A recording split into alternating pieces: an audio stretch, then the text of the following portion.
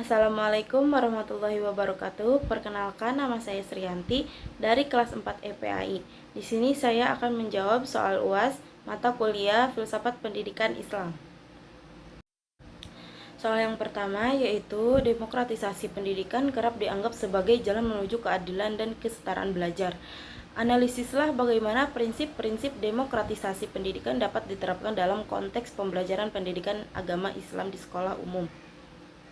Lalu evaluasilah tantangan utama dalam penerapannya di era digital saat ini. Jawabannya yaitu prinsip demokratisasi pendidikan diterapkan dengan memberikan kebebasan berpikir, partisipasi aktif siswa, kesetaraan akses, dan penghargaan terhadap perbedaan pendapat dalam proses belajar. Lalu tantangan di era digital saat ini yaitu ada penyebaran informasi yang tidak valid, kesenjangan akses teknologi, serta perlunya guru menguasai literasi digital untuk membimbing siswa memilah informasi. Soal yang kedua yaitu Ibnu Khaldun memandang pendidikan sebagai proses bertahap yang memperhatikan aspek akal dan adab. Sintesiskan konsep pendidikan Ibnu Khaldun tersebut dengan model pembelajaran PAI berbasis kurikulum merdeka. Bagaimana Anda akan mengaplikasikan sintesis ini dalam rancangan pembelajaran PAI di kelas menengah pertama atau SMP? Jawabannya yaitu Ibnu Khaldun menekankan pendidikan sebagai proses bertahap yang memperhatikan kematangan akal dan adab. Konsep ini juga sejalan dengan kurikulum merdeka yang memberikan fleksibilitas, berpusat pada siswa, dan menyesuaikan materi dengan tahap perkembangan anak. Penerapannya itu bisa dilakukan dengan pembelajaran yang kontekstual, menanamkan nilai moral, dan memberikan ruang bagi siswa untuk berkembang sesuai minatnya. Soal yang ketiga yaitu Kiai Haji Ahmad Dahlan menekankan pentingnya integrasi ilmu agama dan sains dalam pendidikan. Evaluasilah relevansi pandangan ini dalam menghadapi tantangan dekadensi moral di kalangan pelajar saat ini. Selanjutnya, jelaskan satu desain pembelajaran PAI yang mencerminkan semangat integratif tersebut. Jawabannya yaitu pemikiran Kiai Haji Ahmad Dahlan sangat relevan karena menekankan bahwa ilmu agama dan ilmu umum tidak terpisah, melainkan saling melengkapi.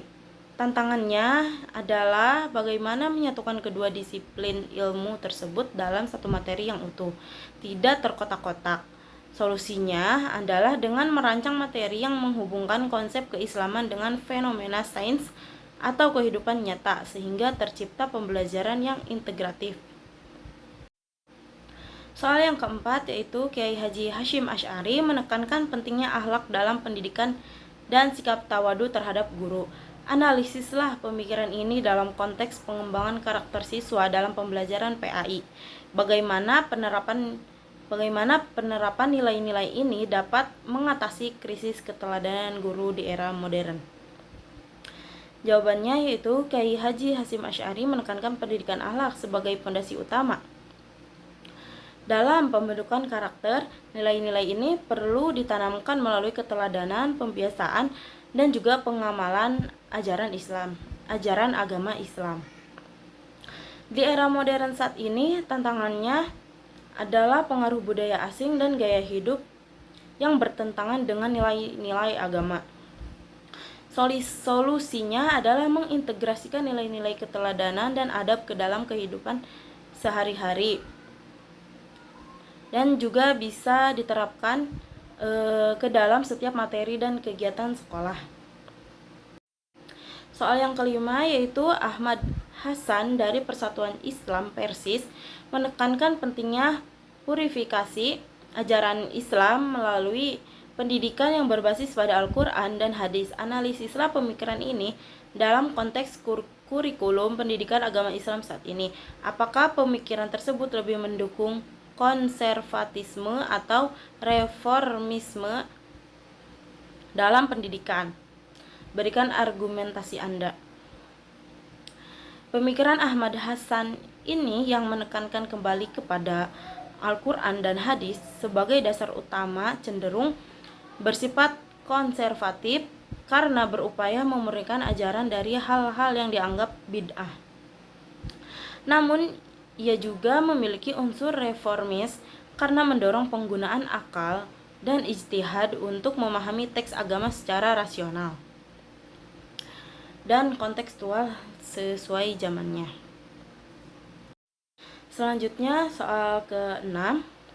Ontologi, epistemologi, dan aksiologi merupakan 3 pilar dalam filsafat pendidikan Islam. Buatlah sintesis hubungan antara ketiganya. Lalu analisislah bagaimana ketiganya dapat digunakan sebagai landasan dan menyusun visi dan misi program studi pendidikan agama Islam. Yang pertama, ontologi, membahas apa yang dipelajari, hakikat, manusia, alam, dan Tuhan. Yang kedua ada epistemologi, membahas bagaimana cara memperoleh ilmu melalui wahyu, akal, dan pengalaman. Yang ketiga ada aksiologi, membahas untuk apa ilmu itu digunakan, nilai kebenaran, kebaikan, dan keindahan. Ketiganya saling berkaitan. Apa yang dipelajari menentukan cara mempelajarinya, dan tujuan akhirnya adalah untuk kebaikan hidup.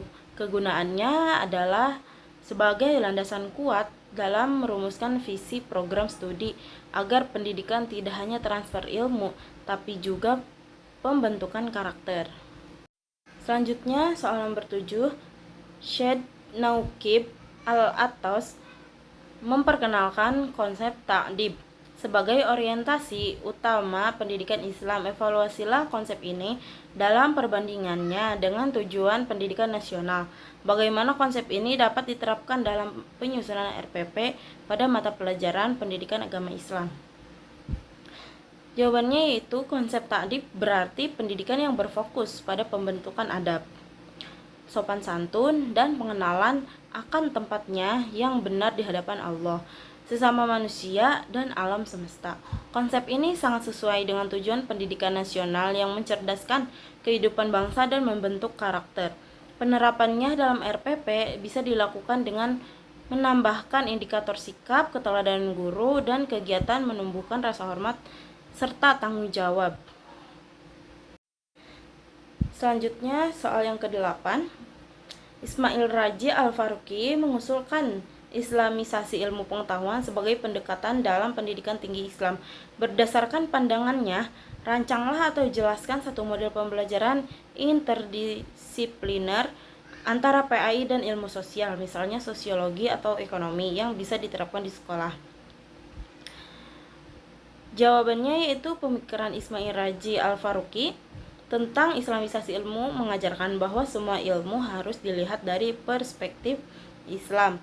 PAI bisa dihubungkan dengan sosiologi dengan membahas struktur masyarakat dalam Islam, atau dengan ekonomi dengan mempelajari sistem ekonomi Islam seperti zakat, syariah. Ini membuat pembelajaran menjadi lebih luas, relevan, dan membantu siswa memahami masalah sosial dengan kacamata agama. Sekian, kurang lebihnya mohon dimaafkan. Wallahul muwaffiq ila aqwamit thoriq. Wassalamualaikum warahmatullahi wabarakatuh.